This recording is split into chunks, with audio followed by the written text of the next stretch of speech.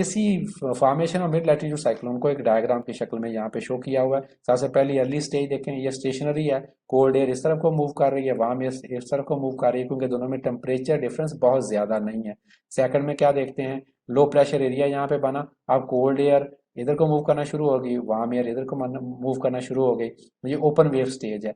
अब ये अगेन ये देखें, कोल्ड एयर इधर को जा रही है और वार्म एयर इधर को मूव कर रही है, और वार्म एयर अप जा रही है, कोल्ड एयर हमेशा नीचे ही रहेगी। ये पिछले दो डायग्राम के अंदर आपको, एनिमेशन के अंदर आपको बड़ा क्लियरली समझाया भी है।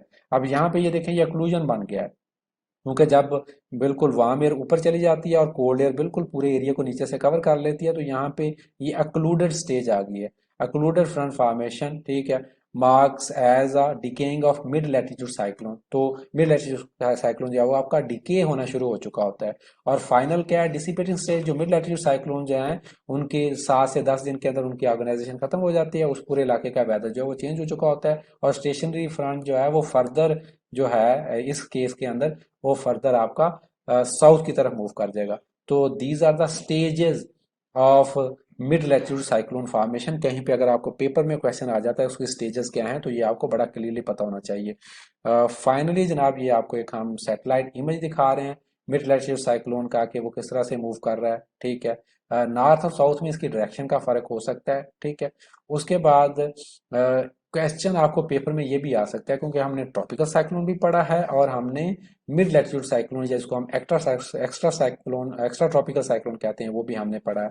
तो एक्स्ट्रा ट्रॉपिकल साइक्लोन जो है वो टेम्परेचर डिफरेंस की वजह से वो डेवलप होता है कोल्ड और वार्म फ्रंट में। जितना ज्यादा टेम्परेचर डिफरेंस होगा, अगर टेम्परेचर डिफरेंस कम होगा तो वो तो स्टेशनरी फ्रंट होगा, फ्रंट मूव ही नहीं करेगा। अगर टेम्परेचर डिफरेंस ज्यादा होगा, लाइक अगर वार्म का टेम्परेचर बहुत ज्यादा बढ़ रहा है, उसके बैक एंड पे वार्म को एनर्जी ज्यादा मिल रही है, तो वार्म फ्रंट मूव करेगा। अगर कोल्ड को ज्यादा एनर्जी मिल रही है तो कोल्ड फ्रंट मूव करेगा। तो टेम्परेचर डिफरेंस की वजह से ये मूव करता है, ठीक है।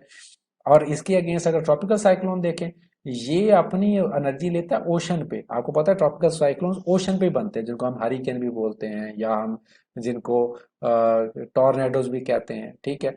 उसके बाद आपका आ गया जनाब एक्स्ट्रा ट्रॉपिकल साइक्लोन, ठीक है।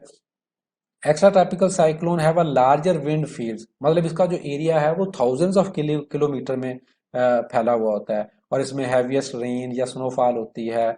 और ये इसकी जो सर्कुलेशन होती है वो एक खास कंसंट्रेटेड रीजन में नहीं होती, बल्कि बहुत दूर तक फैली हुई होती है।